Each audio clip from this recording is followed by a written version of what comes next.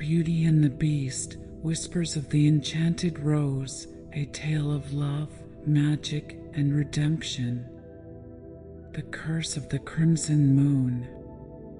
On a night when the moon hung low and red in the sky, casting an eerie glow over the land, a tale of love, magic, and redemption began to unfold. This, dear listener, is not just any story. It's a tale that has been passed down through generations, whispered in the shadows of grand castles and murmured around flickering campfires. It's a story that will captivate your heart and perhaps, just perhaps, reveal secrets about the very nature of love itself. But before we delve into this enchanting narrative, I must warn you, once you begin this journey, you may find it impossible to stop. For within these words lie mysteries and revelations that will keep you wondering what happens next until the very last sentence. Are you ready to embark on this adventure? To uncover the truth behind the beast's curse and beauty's unwavering heart? If so, settle in, for this is a tale that cannot be rushed. It's a story best savored like a fine wine or a perfectly ripe strawberry. And who knows? By the end, you might discover something about yourself that you never knew before. So, shall we begin? Close your eyes, open your mind, and let the whispers of the Enchanted Rose guide you into a world where anything is possible. The Merchant's Daughter. In a bustling port city where the scent of sea salt mingled with the aroma of exotic spices, there lived a wealthy merchant named Alphonse Beaumont. His home, a grand mansion overlooking the harbor, was always filled with laughter and music, for Alphonse was blessed with 3 beautiful daughters. The eldest, Marguerite, was a vision of classic beauty with her raven hair and piercing blue eyes. She moved through life with the grace of a swan, her every gesture calculated to draw admiring glances. The middle daughter, Yvette, was as fiery as her copper-colored curls, with a quick wit and an even quicker temper. Both sisters were admired throughout the city for their beauty and charm, but it was the youngest daughter who truly captured the hearts of all who met her. Beauty, for that was the name she was known by, possessed a loveliness that went far beyond mere appearance. Her chestnut hair fell in soft waves around a heart-shaped face, and her warm brown eyes seemed to glow with an inner light. But it was her kindness, her gentle spirit, and her insatiable curiosity that set her apart from others. While Marguerite and Yvette spent their days choosing new gowns and attending lavish parties, Beauty could often be found in her father's extensive library, poring over books of poetry, philosophy, and far-off lands. She dreamed of adventures beyond the city walls, of forests filled with magic and oceans teeming with wonders. Alphonse doted on all his daughters, but he held a special place in his heart for Beauty. He saw in her a reflection of his late wife, the same compassion, the same thirst for knowledge. Often, he would bring her small gifts from his travels, a delicate shell from a distant beach, a pressed flower from a mountain meadow, or a curious trinket from an exotic bazaar. Life in the Beaumont household was one of comfort and luxury. The sisters wanted for nothing, their every whim catered to by a staff of attentive servants. But while Marguerite and Yvette reveled in their privileged lifestyle, Beauty often felt a strange emptiness, as if something vital was missing from her world. Little did she know that fate was about to intervene, setting in motion a chain of events that would change her life forever. The turn of fortune's wheel. The day everything changed began like any other. Beauty awoke to the sound of seagulls crying over the harbor and the distant clanging of ship bells. As she made her way down to breakfast, she noticed an unusual tension in the air. The servants whispered in hushed tones, casting furtive glances at the closed door of her father's study. When Alphonse finally emerged, his face was ashen, his usually impeccable appearance disheveled. He gathered his daughters in the grand salon, his voice trembling as he delivered the news that would shatter their world. "My dear girls," he began, his eyes filled with unshed tears, "I'm afraid I have terrible news. Our fortune, it's gone. All of it." The silence that followed was deafening. Marguerite was the first to break it, her shrill cry of disbelief echoing through the room. Yvette followed, her face contorted with rage as she demanded explanations. But Beauty remained silent, watching her father with concern. Alphonse explained how a series of misfortunes had befallen his business. Ships lost at sea, cargoes ruined by storms, deals gone sour. It seemed as if the very fates had turned against them. In a matter of weeks, they had gone from one of the wealthiest families in the city to near destitution. "We must leave this house," Alphonse said, his voice heavy with regret. "All our possessions will be sold to pay off our debts. We have no choice but to start anew." As Marguerite and Yvette wailed and lamented their cruel fate, Beauty stepped forward and took her father's hand. "Where you go, Father, I go," she said softly. "We are family, and together we will face whatever comes." And so, on a gray, misty morning, the Beaumont family bid farewell to their life of luxury. They left behind their grand mansion, their fine clothes, and all the trappings of wealth that had defined their existence.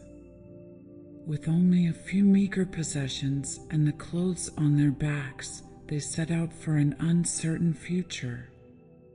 Their destination was a small cottage on the edge of a great forest, a property so insignificant that it had been overlooked when Alphonse's assets were seized. It was a humble dwelling with a thatched roof and rough wooden walls, a far cry from the opulence they had known. As they approached their new home, Beauty felt a strange mixture of fear and excitement. The forest loomed before them, dark and mysterious, its ancient trees whispering secrets to the wind. Though she mourned the loss of her beloved books and the comforts of her old life, a part of her thrilled at the prospect of new adventures.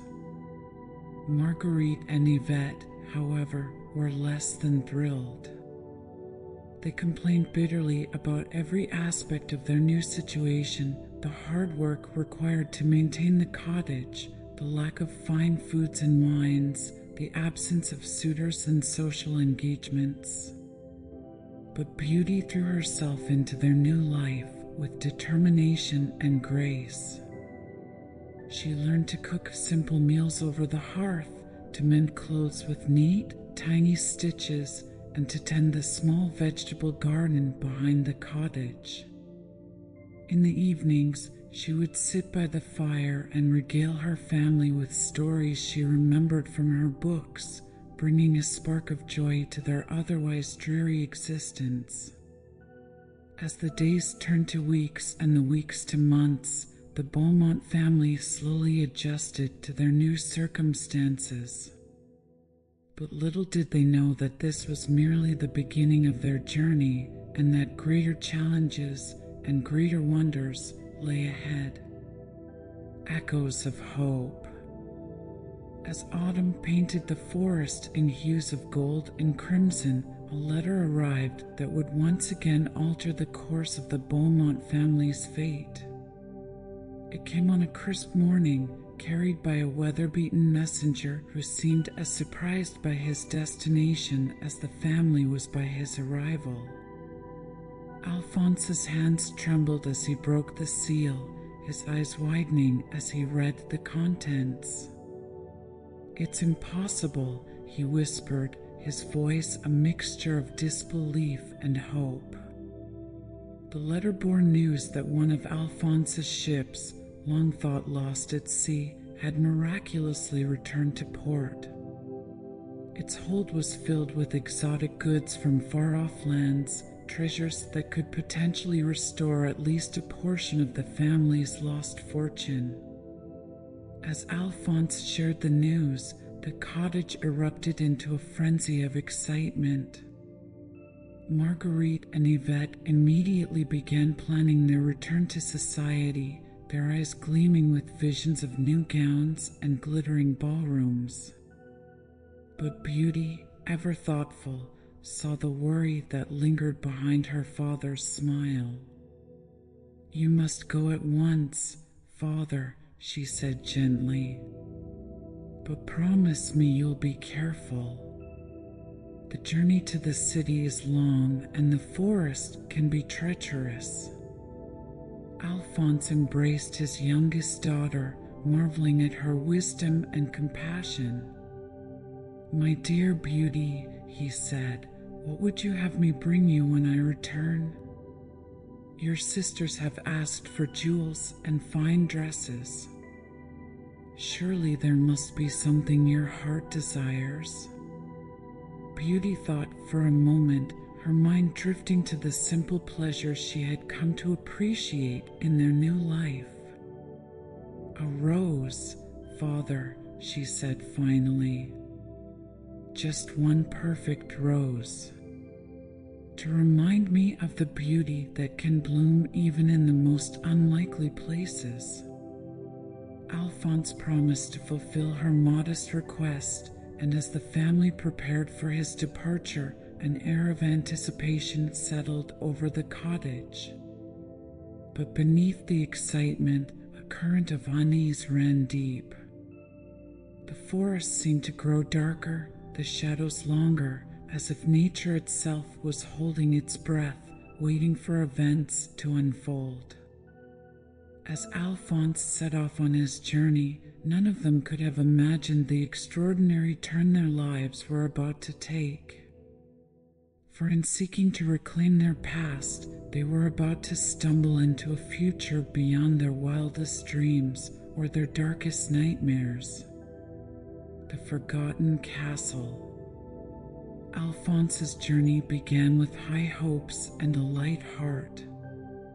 The familiar path through the forest brought back memories of happier times when he had traveled this route as a wealthy merchant, his saddlebags heavy with gold and precious gems. Now, astride an old mare borrowed from a kindly neighbor, he allowed himself to dream of the prosperity that might once again be within reach. But as the days passed, Alphonse's optimism began to wane. The forest grew denser, the path less distinct. Strange noises echoed through the trees, rustling leaves that sounded almost like whispers, branches that creaked and groaned as if trying to speak. More than once, Alphonse caught glimpses of eyes gleaming in the undergrowth, watching his progress with an unsettling intelligence. On the third day of his journey, as a bitter wind howled through the trees and fat snowflakes began to fall, Alphonse realized with a sinking heart that he had lost his way. The path had disappeared entirely, swallowed up by the encroaching forest. Night was falling fast, and with it came a bone-chilling cold that seemed to seep into his very soul. Just as despair threatened to overwhelm him, Alphonse spotted a faint glow in the distance. Hope rekindled in his heart as he urged his weary horse forward. As they drew closer, the source of the light became clear. It was coming from the windows of a massive castle, its towering spires and imposing walls looming out of the darkness like a vision from a fairy tale. Alphonse approached the great iron gates with a mixture of relief and trepidation. They swung open at his touch, moving silently on well-oiled hinges. The courtyard beyond was immaculate, free of the snow that blanketed the surrounding forest. Flower beds bursting with impossibly vibrant blooms lined the paths, their sweet fragrance filling the air despite the winter chill. "Hello?" Alphonse called out, his voice echoing in the empty courtyard. "Is anyone there?" But no answer came. The castle seemed deserted, yet as Alphonse cautiously made his way inside, he found a roaring fire in the great hall, a table laden with a sumptuous feast, and a soft bed turned down and ready for an occupant.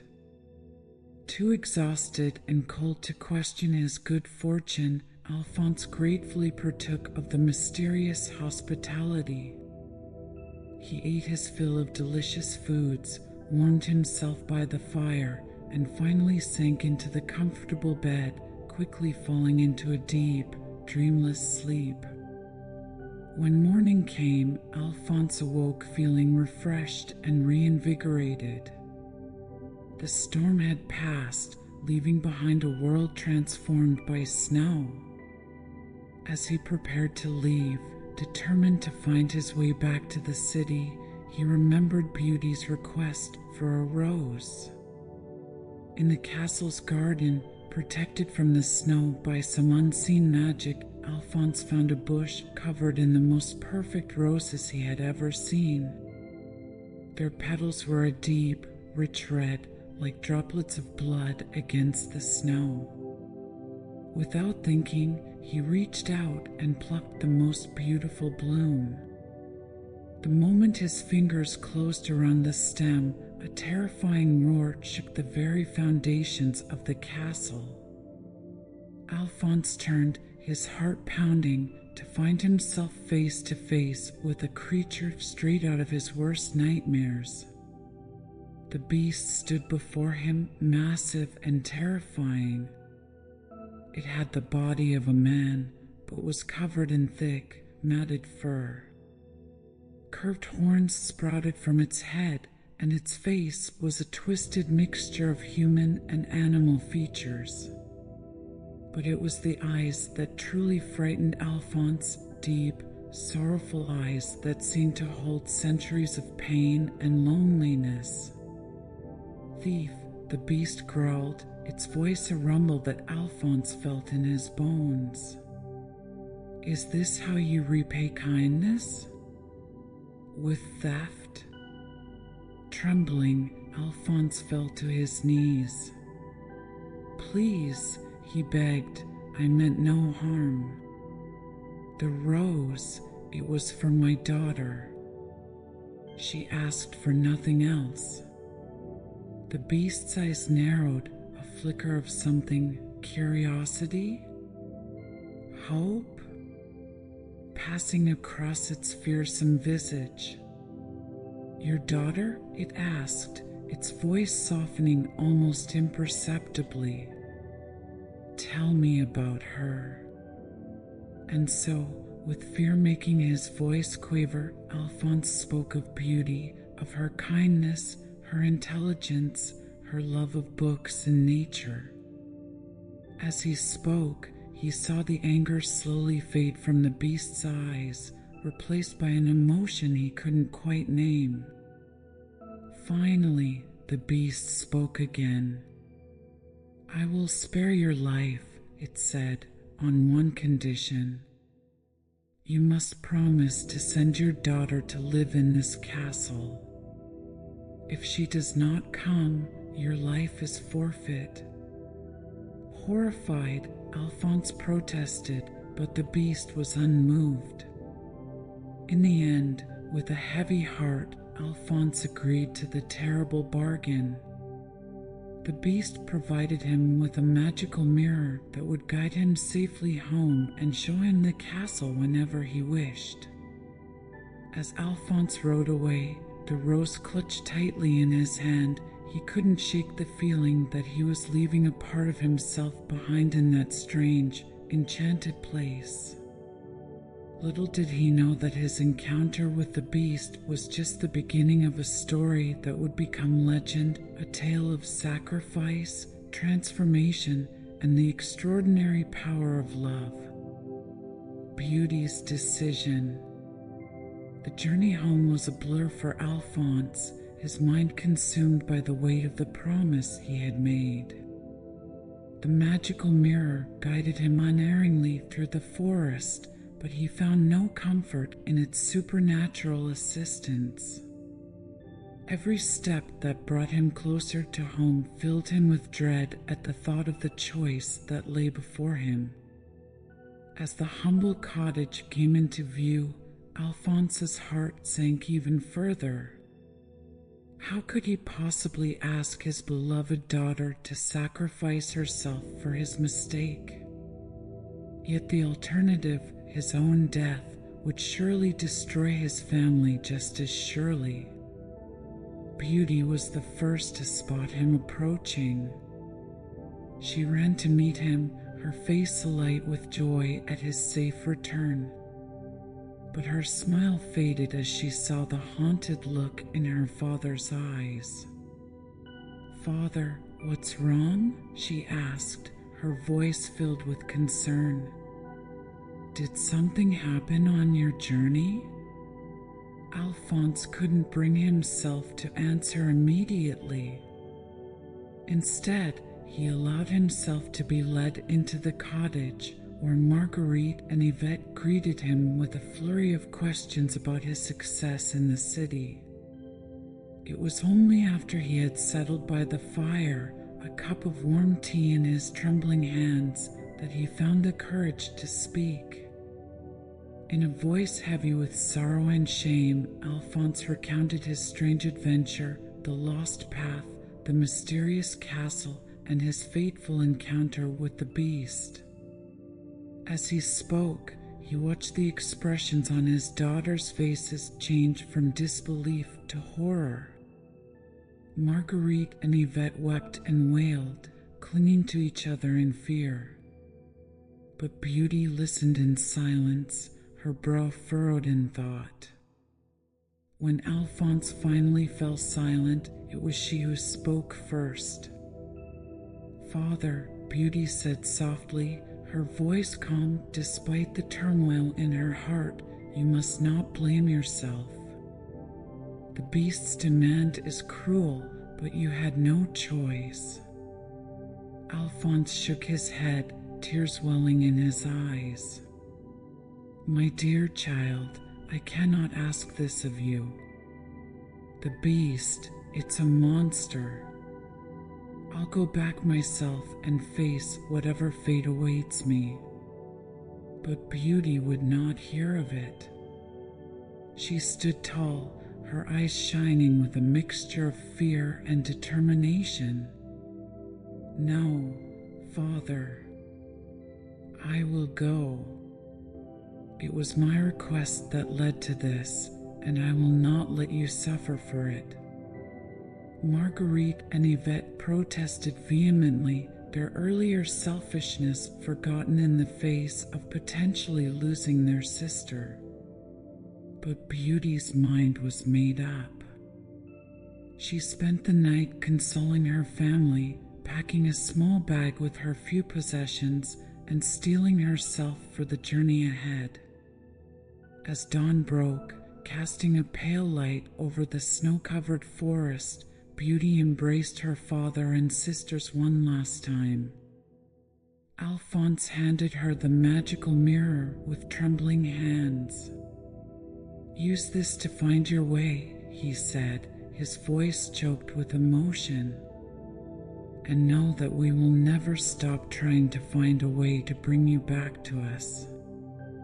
Beauty nodded, unable to speak past the lump in her throat. Then, gathering her courage, she turned and stepped into the forest, leaving behind everything she had ever known. The journey to the enchanted castle. The forest seemed to close in around Beauty as she ventured deeper into its depths. The trees loomed overhead, their branches intertwining to form a canopy that blocked out much of the weak winter sunlight. Snow crunched beneath her feet, and her breath formed small clouds in the frigid air. As she walked, Beauty couldn't help but marvel at the strange beauty of her surroundings.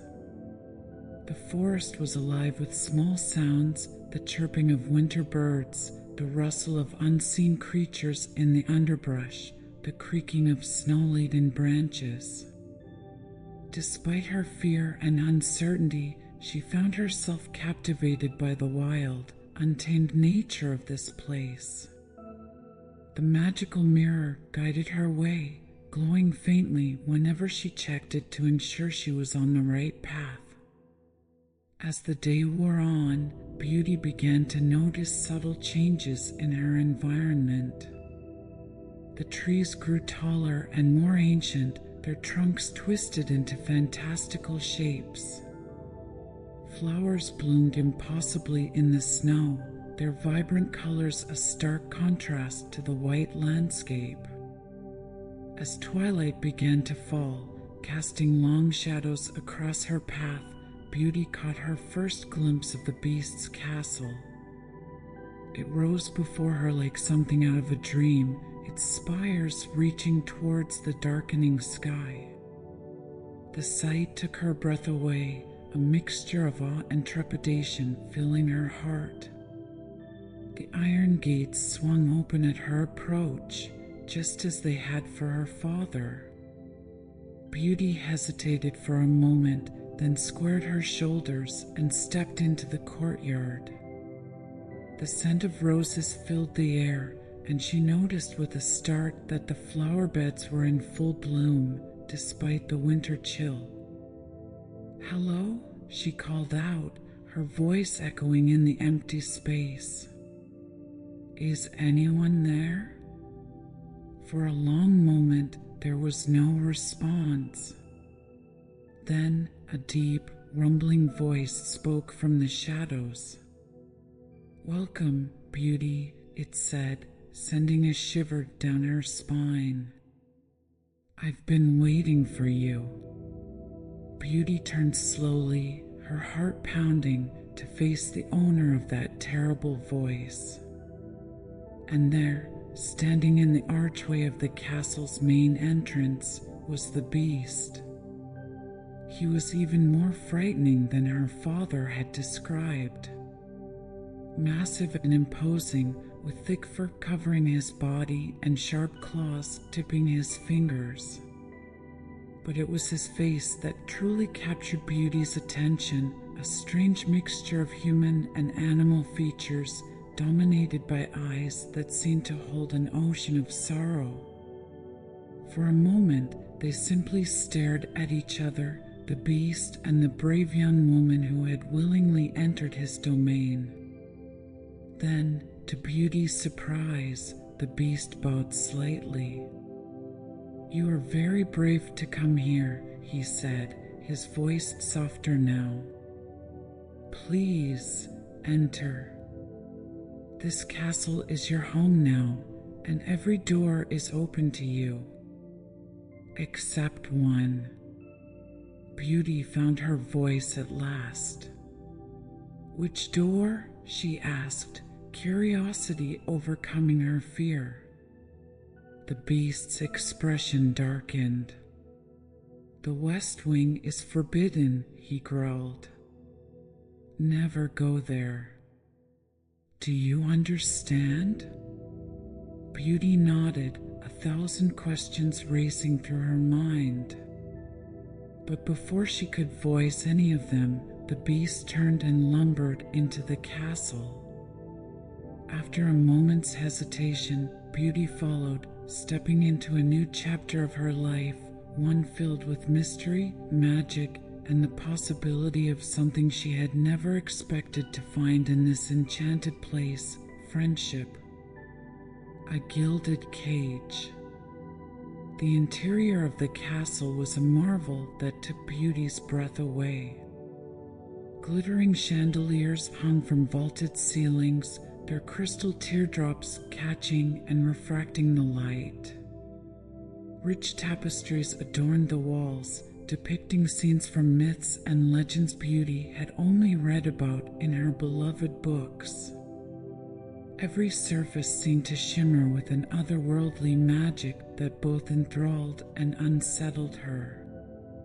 The beast led her through winding corridors and up sweeping staircases, finally stopping before an ornate door.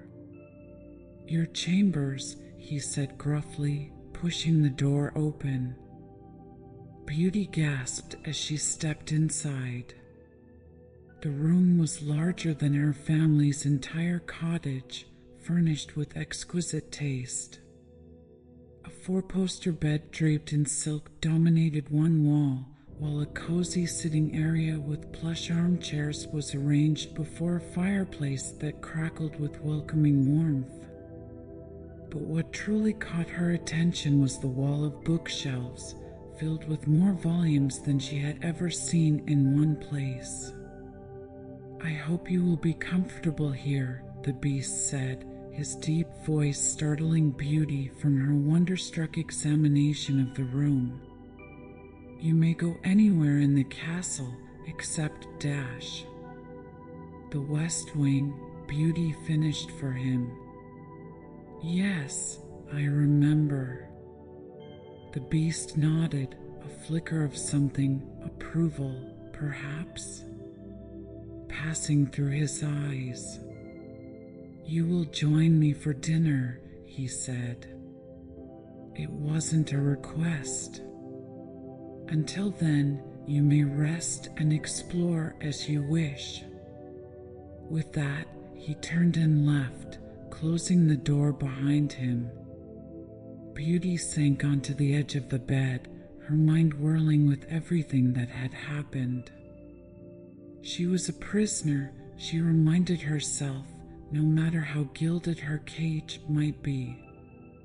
Yet she couldn't deny the spark of excitement that flickered in her heart at the thought of exploring this magical place. After allowing herself a moment to collect her thoughts, Beauty rose and began to investigate her new home.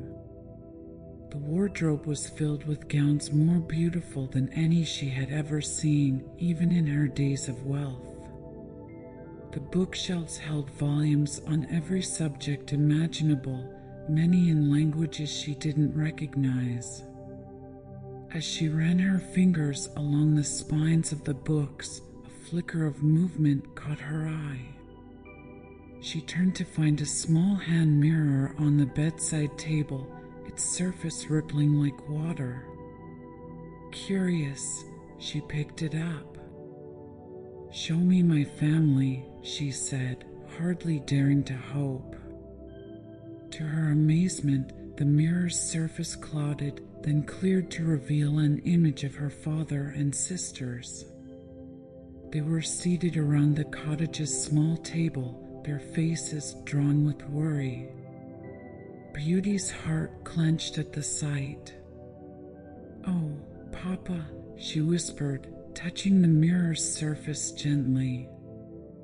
"Please don't worry. I'm safe." As if in response to her words, the image faded, leaving Beauty staring at her own reflection. She set the mirror down carefully, a mix of emotions swirling within her. Homesickness warred with curiosity, fear with a strange sense of anticipation. A soft chime echoed through the room, startling Beauty from her reverie. She realized with a start that it must be time for dinner. Taking a deep breath to steady herself, she smoothed her dress and made her way to the door. Whatever this strange new life held in store for her, she was determined to face it with courage and grace. As she stepped into the corridor, the candles in their sconces flickered to life, lighting her way. Beauty couldn't help but smile at the magic of it all. Despite her circumstances, a small part of her thrilled at the adventure she found herself in. With her head held high, she followed the path of light, ready to dine with the beast and uncover more of the mysteries that surrounded her. Dinner with the beast. The dining hall was a vision of opulence that surpassed even the grandeur of Beauty's chambers. A long table of polished mahogany gleamed in the light of 1,000 candles, its surface set with fine china and sparkling crystal. At the far end sat the beast, his massive form seeming out of place amidst such delicate splendor. As Beauty approached, the beast rose, his movements surprisingly graceful for a creature of his size. "Please," he said, gesturing to the chair beside him, "be seated." Beauty lowered herself into the chair, acutely aware of the beast's gaze upon her. For a moment, an awkward silence hung between them. Then, to her surprise, invisible hands began to serve the meal. Dishes floated through the air, filling their plates with delicacies Beauty had never seen before. "I hope the food is to your liking," the beast said, his gruff voice tinged with what might have been nervousness. Beauty took a small bite, her eyes widening at the exquisite flavor. "It's wonderful," she said sincerely. "Thank you." The beast nodded, seeming pleased. As they ate, Beauty found herself studying her host surreptitiously. Despite his fearsome appearance, there was something in his manner that spoke of gentleness, even vulnerability. "May I ask you something?" Beauty said, breaking the silence that had fallen between them. The beast looked up, surprise evident in his eyes. "You may ask anything you wish," he replied. "Why did you demand that I come here?" Beauty asked, her voice soft but steady. "Why am I here?" The beast was silent for a long moment, his gaze fixed on his plate. When he finally spoke, his voice was heavy with an emotion Beauty couldn't quite name. "Loneliness," he said simply. "This castle, it's been empty for so long. I thought, I hoped." He trailed off, unable or unwilling to finish the thought. Beauty felt a sudden surge of compassion for this strange, sorrowful creature. "I understand loneliness," she said gently. Perhaps we could be friends?" The beast's head snapped up, his eyes wide with disbelief. "Friends?" he repeated, as if the word were foreign to him. Beauty nodded, offering a small smile. "Yes, friends. If you'd like." For a moment, the beast seemed at a loss for words. Then, slowly, a transformation came over his face.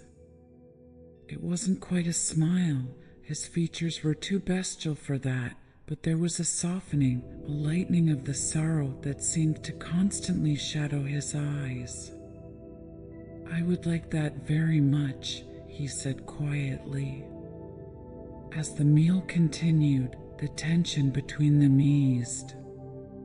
Beauty found herself telling the beast about her life before coming to the castle, her love of books, her dreams of adventure, her close relationship with her father. To her surprise, the beast proved to be an attentive listener, asking thoughtful questions and seeming genuinely interested in her stories. In turn, the beast shared small details about the castle and its enchantments. He spoke of the magical servants that kept the castle running, of the gardens that bloomed year-round, of the library that contained books from all over the world. "Would you like to see it?" he asked suddenly, as their plates were cleared away by unseen hands. "The library, I mean." Beauty's eyes lit up with excitement. "Oh, yes. I would love to." As they rose from the table, Beauty realized with a start that her fear of the beast had all but disappeared.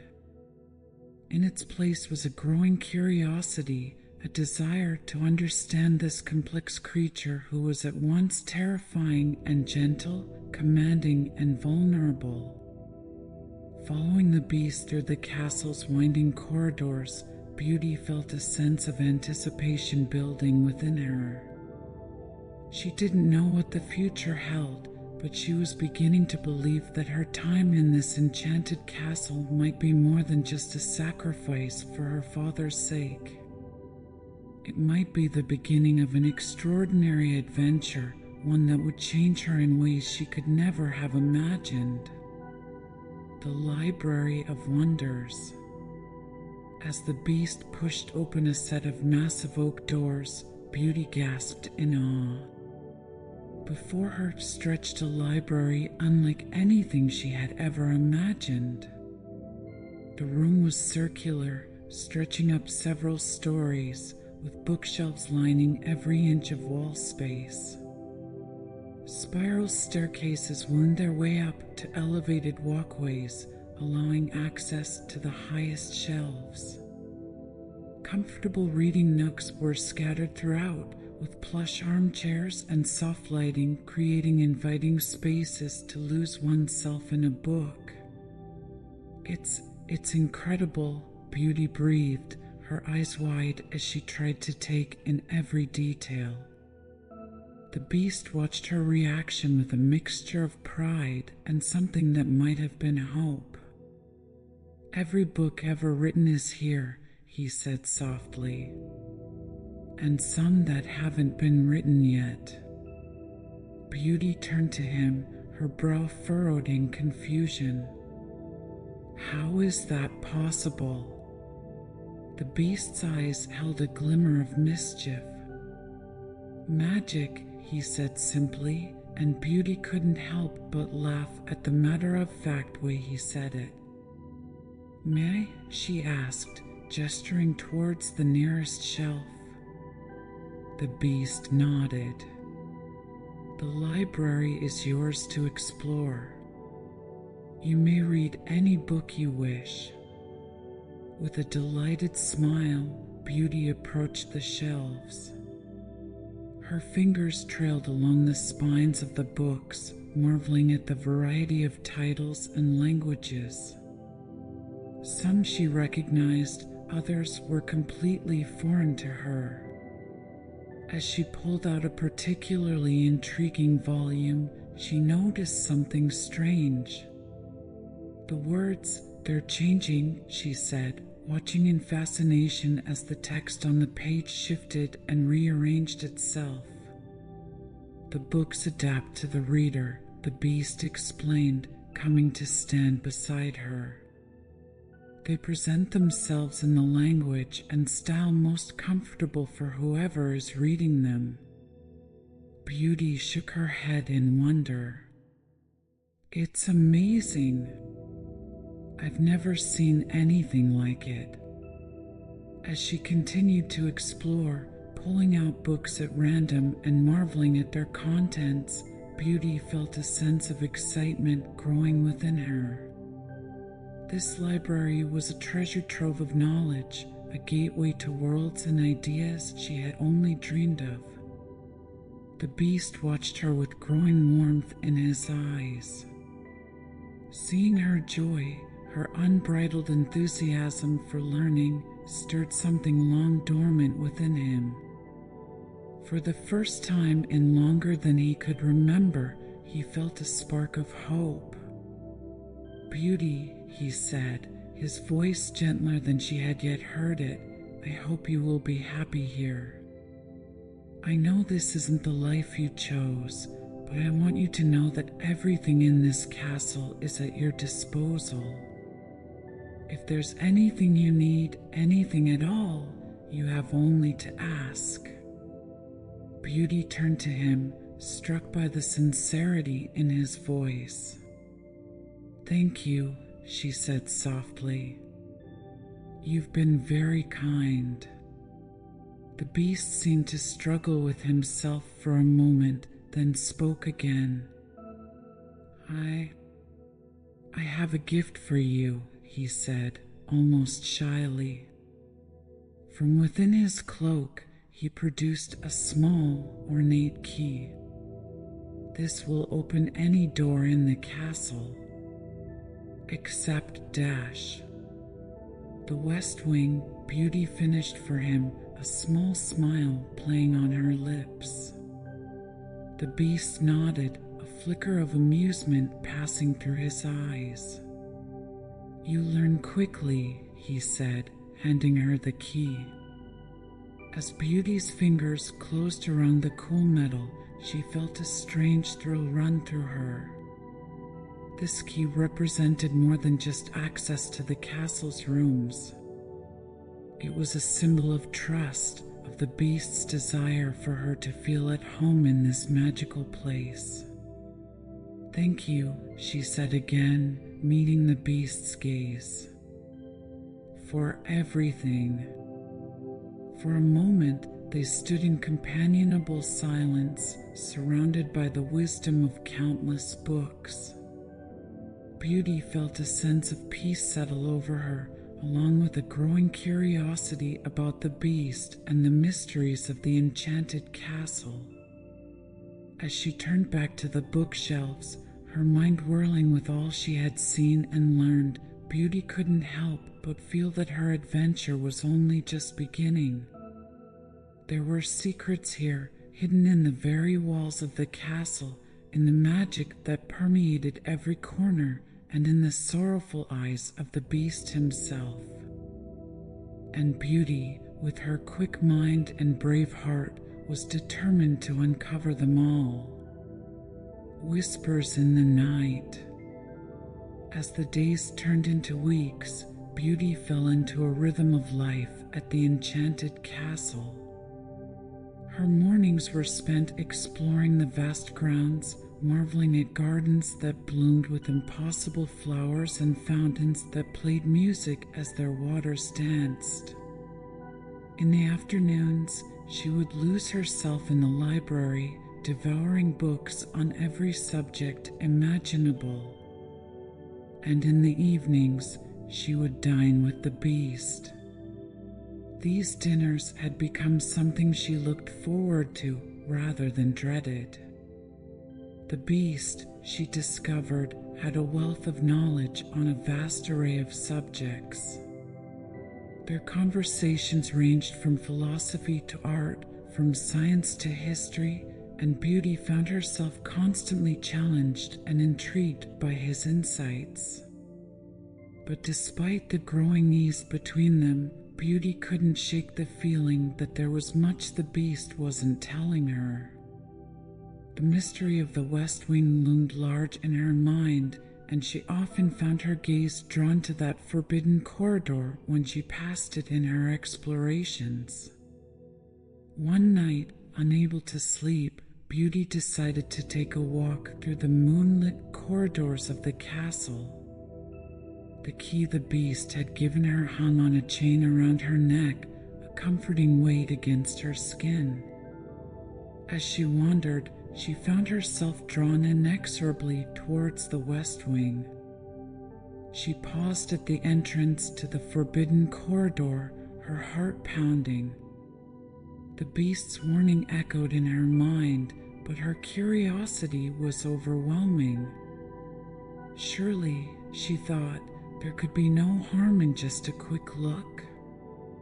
With trembling hands, she fitted the key into the lock. It turned smoothly, and the door swung open with a soft creak. Beauty stepped inside, her eyes widening as she took in her surroundings. The west wing was a stark contrast to the rest of the castle. Where the other rooms were immaculate and well kept, this area was in a state of disrepair. Furniture lay overturned, mirrors were shattered, and tattered curtains fluttered in a breeze that seemed to come from nowhere. But what truly caught Beauty's attention was a portrait hanging on the far wall. It depicted a handsome young man with kind eyes and a gentle smile. Something about him seemed familiar, but Beauty was certain she had never seen him before. As she approached the portrait, a soft glow caught her eye. On a small table beneath the painting stood a rose, suspended in midair under a glass dome. Its petals were a deep, rich red, and it seemed to pulse with an inner light. Fascinated, Beauty reached out to touch the glass dome. But before her fingers could make contact, a terrifying roar shook the room. She whirled around to find the beast standing in the doorway, his eyes blazing with fury. "What are you doing here?" he bellowed, advancing on her with thunderous steps. "I told you never to come to this place." Beauty stumbled backwards, fear clutching at her heart. "I'm sorry," she gasped. "I didn't mean any harm. I was just curious." But the beast seemed beyond reason. His rage was terrifying to behold, and for the first time since her arrival, Beauty truly feared him. "Get out!" he roared, sweeping his arm across the table and sending objects crashing to the floor. "Get out!" Beauty fled, tears streaming down her face as she ran blindly through the corridors. She didn't stop until she reached the castle gates, gasping for breath and shaking with fear and confusion. In that moment, all she could think of was escape. The magical mirror the beast had given her father was in her pocket, and she pulled it out with trembling hands. "Show me the way home," she whispered. The mirror's surface swirled, then cleared to show a path through the dark forest. Without a backward glance, Beauty plunged into the night, leaving behind the enchanted castle and the beast whose sorrow and rage she was only beginning to understand. Shadows in the forest. The forest was a different world at night. Shadows danced between the trees, taking on monstrous shapes in Beauty's frightened imagination. The cold bit through her thin nightdress, and branches snagged at her hair and skin as she ran. But fear drove her onward, the beast's roar of rage still echoing in her ears. She followed the path shown in the mirror, hardly daring to look up from its gleaming surface lest she lose her way in the darkness. As she ran, Beauty's mind whirled with questions. Who was the man in the portrait? What was the significance of the glowing rose? And why had the beast reacted with such fury to her presence in the West Wing? So lost was she in her thoughts that she didn't notice the change in her surroundings until it was too late. The trees had grown denser, their branches intertwining overhead to block out even the faint light of the stars. The air grew thick and cloying, filled with an unnatural mist that seemed to cling to her skin. Beauty slowed, her heart pounding with a new fear. This part of the forest felt wrong, tainted by some dark magic. She raised the mirror, hoping for guidance, but its surface had gone dark. A low growl from the shadows made her freeze. Yellow eyes gleamed in the darkness, and Beauty realized with a jolt of terror that she was surrounded by wolves. But these were no ordinary wolves.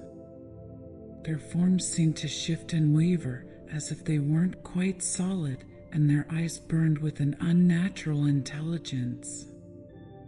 As the pack closed in, Beauty felt despair wash over her. She had escaped one beast only to fall prey to others, far less kind. She closed her eyes, bracing herself for the attack. But it never came.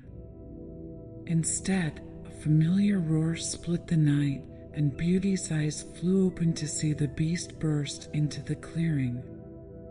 He moved with incredible speed and power, placing himself between Beauty and the wolves. "Run!" he bellowed, even as he engaged the first of the shadow wolves. But Beauty found she couldn't move. She watched, transfixed, as the beast fought with a ferocity that both terrified and awed her. He was magnificent in his rage, his claws slashing through the insubstantial forms of the wolves, his roars shaking the very trees. Yet for all his strength, the beast was outnumbered. As Beauty watched in horror, one of the wolves slipped past his guard, its teeth sinking into his shoulder. The beast bellowed in pain, stumbling to one knee. In that moment, something shifted inside Beauty. Without conscious thought, she snatched up a fallen branch and charged forward, swinging it with all her might at the wolf attacking the beast. To her surprise, the branch connected. The wolf yelped, more in surprise than pain, and retreated. Emboldened, Beauty stood beside the beast, brandishing her makeshift weapon. "Leave him alone," she cried, her voice ringing with a courage she didn't know she possessed. Whether it was her bravery or simply that the wolves had had enough of the fight, the pack melted back into the shadows. Soon, Beauty and the beast were alone in the clearing, the only sounds their ragged breathing and the whisper of the wind through the trees. The beast turned to her, his eyes wide with a mixture of pain and wonder. "You came back," he said softly, disbelief evident in his voice. Beauty lowered her branch, suddenly unsure. You saved my life," she replied. The beast swayed, the wound in his shoulder clearly taking its toll. Without thinking, Beauty moved to support him, slipping under his uninjured arm. "Come," she said gently. "Let's go home." As they made their slow way back to the castle, Beauty's mind was a whirl with conflicting emotions. Fear and anger warred with gratitude and a growing sense of connection to the beast. She didn't understand all that had happened this night, but she knew one thing with certainty: there was far more to this enchanted castle and to the beast himself than she had ever imagined. And she was determined to uncover the truth, no matter what it might cost her. Healing wounds. The journey back to the castle seemed to take an eternity. The beast leaned heavily on Beauty, his breathing labored and his steps unsteady. By the time they stumbled through the great doors, both were exhausted and chilled to the bone. Without a word, Beauty guided the beast to the grand salon, where a fire sprang to life in the hearth as they entered. She eased him into a large armchair, then stood back, suddenly uncertain. I should tend to your wound, she said hesitantly. The beast looked up at her, his eyes clouded with pain, but also with a warmth that made Beauty's heart skip a beat. There's no need, he rumbled. It will heal on its own. But Beauty was not to be deterred. Please, she said softly. Let me help you. It's the least I can do after everything. After a moment's hesitation, the beast nodded. Beauty hurried to fetch warm water and clean cloths, her mind racing. As she tended to the beast's injury, cleaning the wound with gentle hands, a comfortable silence fell between them. It was the beast who finally broke it. I'm sorry, he said, his voice so low Beauty almost didn't hear it. I should not have lost my temper.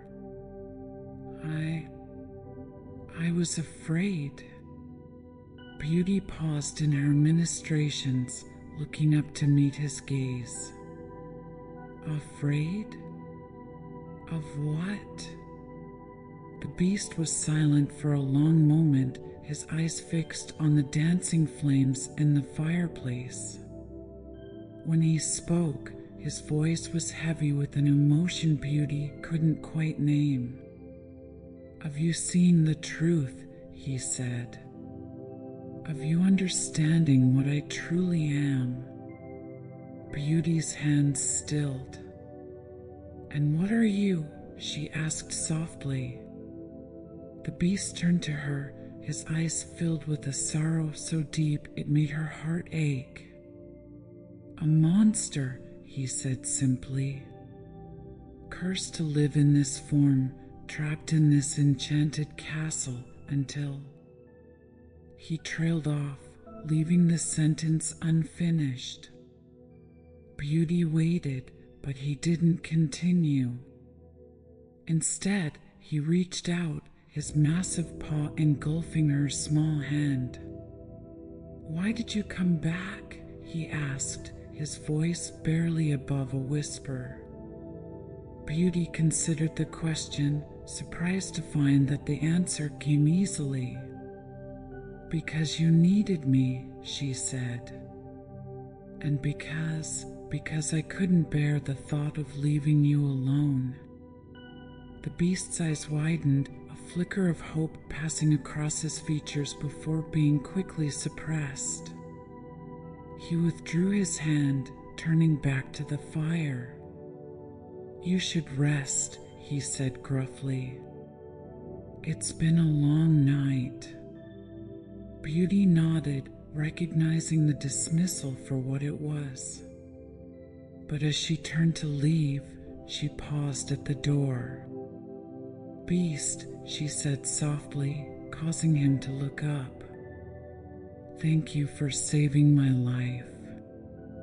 A ghost of a smile passed across the beast's face. Thank you for saving mine, he replied. As Beauty made her way back to her chambers, her mind was awhirl with all that had happened. The mystery of the beast and the enchanted castle had only deepened, but so too had her feelings for her strange host. She climbed into bed, exhaustion finally catching up with her.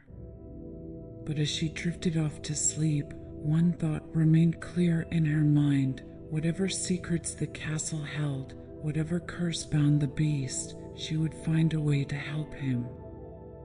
for in saving her life, he had somehow found a place in her heart, and Beauty was determined to unlock the mystery that surrounded him, no matter what it might cost her. Little did she know that her journey was far from over, and that the greatest challenges and the greatest revelations were yet to come. Echoes of the past. The days following the incident in the West Wing and the encounter in the forest brought a subtle but significant shift in the relationship between Beauty and the Beast. There was a new openness between them, a vulnerability that hadn't existed before. Yet at the same time, Beauty sensed that the Beast was holding something back, a secret that weighed heavily upon him. Determined to unravel the mystery, Beauty threw herself into exploring the castle with renewed vigor. She pored over ancient tomes in the library, searching for any clue about the castle's history or the nature of the curse that seemed to hang over it. It was during one of these research sessions that Beauty made a startling discovery. Hidden within the pages of a dusty volume on local legends, she found a faded illustration that made her gasp. It depicted a prince who bore a striking resemblance to the portrait she had seen in the West Wing. The accompanying text spoke of a young prince who had once ruled the land, beloved by his people for his kindness and wisdom.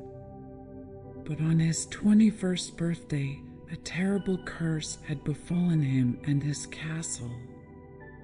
The details were vague, but the outcome was clear. The prince and all who lived in the castle had vanished, becoming nothing more than a legend whispered around evening fires. Beauty's mind raced. Could it be possible? Was the Beast? Her thoughts were interrupted by a soft chime, signaling that it was time for dinner. As she made her way to the dining hall, Beauty wrestled with whether to confront the Beast with her discovery. The Beast was already seated when she arrived, his massive form dwarfing the ornate chair. He looked up as she entered, a warmth in his eyes that she had come to cherish. "Good evening, Beauty," he rumbled. "I trust your day was productive?" Beauty took her seat, her heart pounding. "It was illuminating," she said carefully.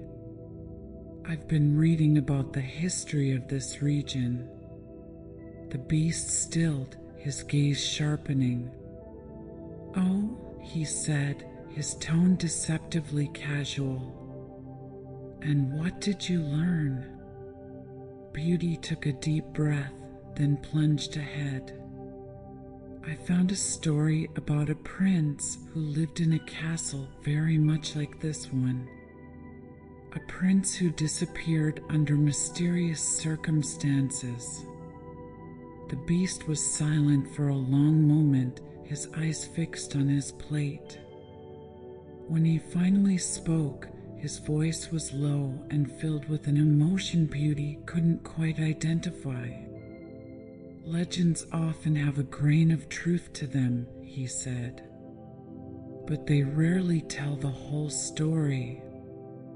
"Then tell me," Beauty said softly, reaching out to place her hand on his massive paw. "Please, Beast.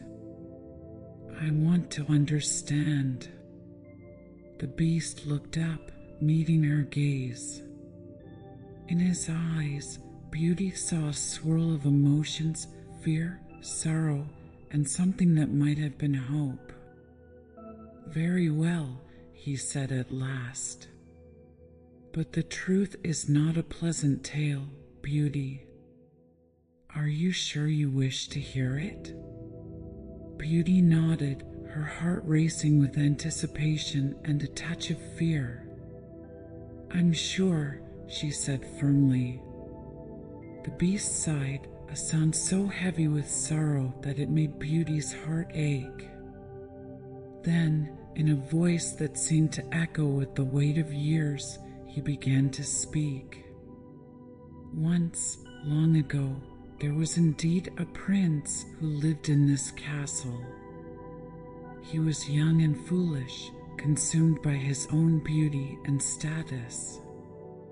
He cared little for others, believing that his royal blood made him superior to all. As the beast's tale unfolded, painting a picture of arrogance, cruelty, and ultimately terrible punishment, Beauty listened with growing horror and compassion. The story he told was one of transformation, not just physical, but spiritual. Of a young man forced to confront the ugliness within himself, trapped in a form that reflected the beast he had been inside. The enchantress who cursed me left one chance for redemption, the beast concluded, his voice barely above a whisper. If I could learn to love another and earn their love in return before the last petal of the enchanted rose falls, the curse would be broken. But who could ever learn to love a beast? As the last words left his lips, the beast seemed to shrink in on himself, as if the weight of his confession was too much to bear. Beauty sat in stunned silence, her mind reeling with all she had learned. In that moment, looking at the beast, no, the prince, before her, Beauty felt something shift within her heart. The fear and uncertainty that had lingered since her arrival melted away, replaced by a deep well of compassion and something else, something she wasn't quite ready to name. Slowly, she reached out, taking one of his massive paws in both of her hands. I could, she said softly, her voice filled with a certainty that surprised even her. The beast's head snapped up, his eyes wide with disbelief and a flicker of hope so profound it brought tears to Beauty's eyes. Beauty, he breathed, her name a prayer on his lips.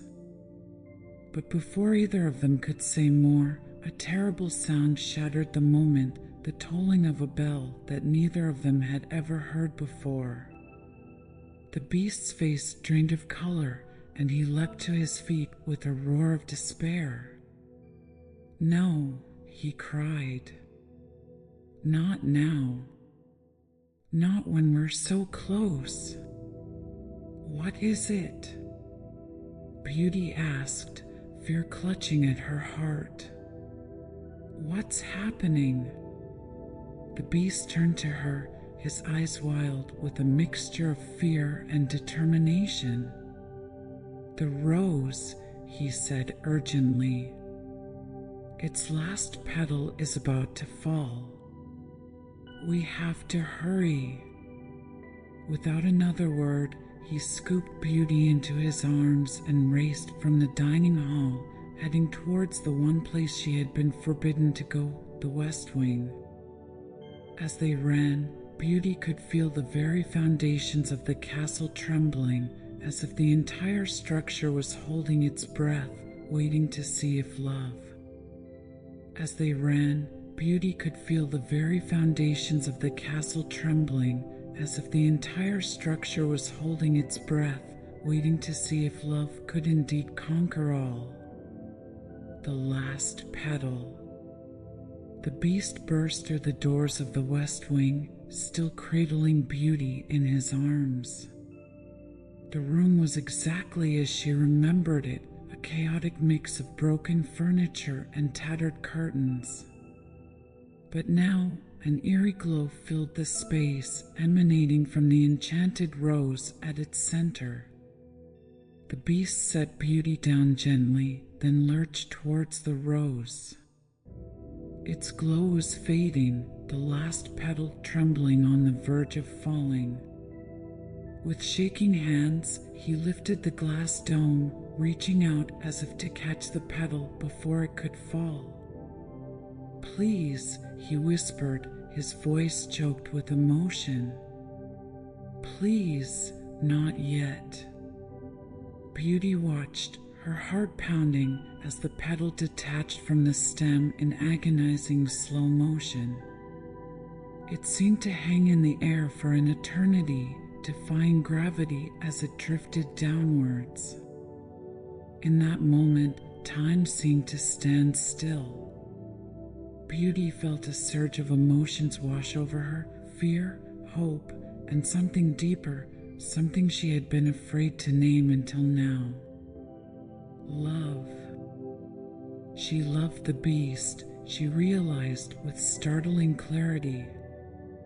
Not for his appearance or his wealth, but for his kind heart, his quick mind, and the gentle soul that shone through his fearsome exterior.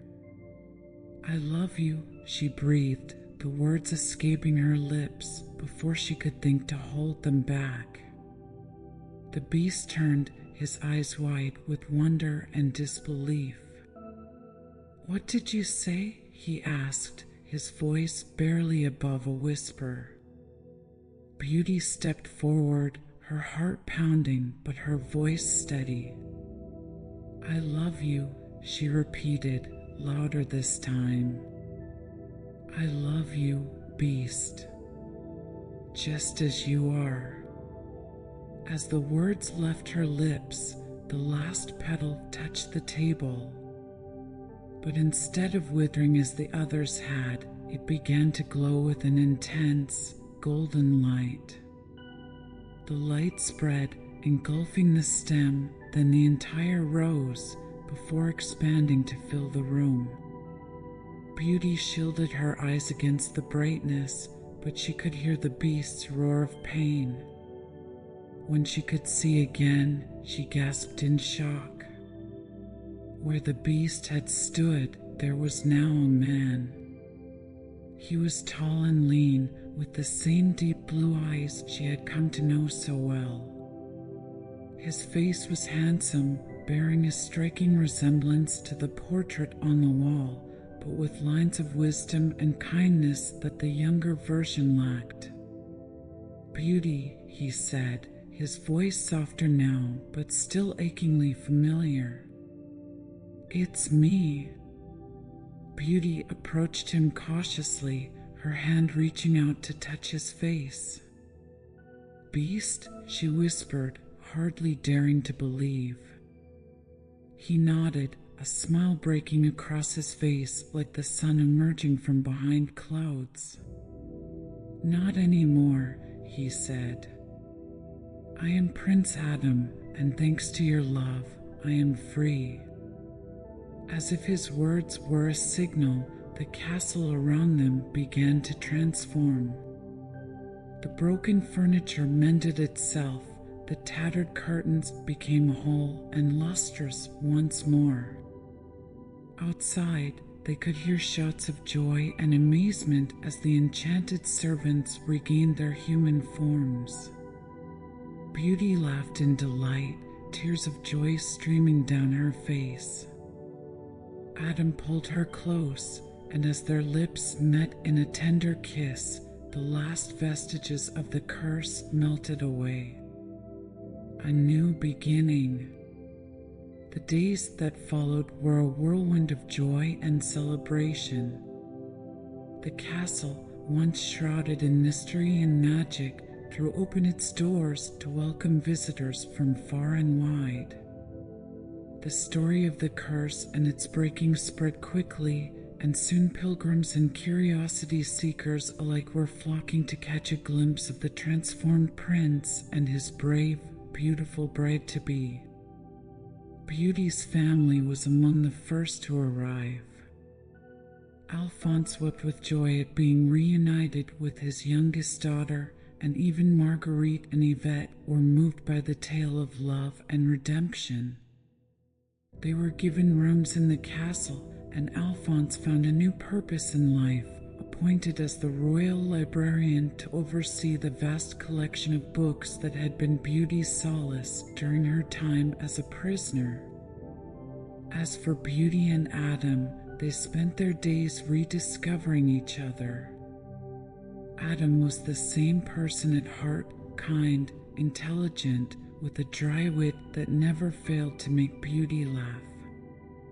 But he was also changed, tempered by his years as the Beast. He approached his restored humanity with a humility and gratitude that touched all who met him. Beauty, too, had been transformed by her experiences. The shy, bookish girl who had arrived at the castle had blossomed into a confident, compassionate woman. She took to her new role as princess to be with grace, winning the hearts of the people with her kindness and wisdom. As the day of their wedding approached, Beauty and Adam often found themselves in the castle gardens, walking hand in hand among the roses that now bloomed freely, no longer constrained by enchantment. "Are you happy, my love?" Adam asked one evening as they watched the sun set over the forest. Beauty smiled up at him, her eyes shining with love. "Happier than I ever dreamed possible," she replied. "Are you?" Adam pulled her close, pressing a gentle kiss to her forehead. "I never thought I could be this happy," he said softly. "You've given me more than just my human form back, Beauty. You've given me a reason to live, to be the best version of myself." As twilight deepened around them, Beauty leaned into Adam's embrace, feeling the steady beat of his heart against her cheek. She thought back to the shy, frightened girl who had first entered the enchanted castle and marveled at how far she had come. Their story, she knew, was far from over. There would be challenges ahead, a kingdom to rule, a people to serve, a love to nurture through all the ups and downs of life. But as long as they faced those challenges together, Beauty knew that they could overcome anything. For theirs was a love that had conquered curses and transformed beasts. It was a love born of compassion, nurtured by understanding, and strengthened by shared adversity. It was, in short, a love that would last happily ever after. As the first stars began to twinkle in the darkening sky, Beauty and Adam turned back towards the castle, ready to embrace whatever the future might hold. And behind them, in the soft evening breeze, the roses whispered their approval, their petals carrying the promise of enduring love on the wind. The end.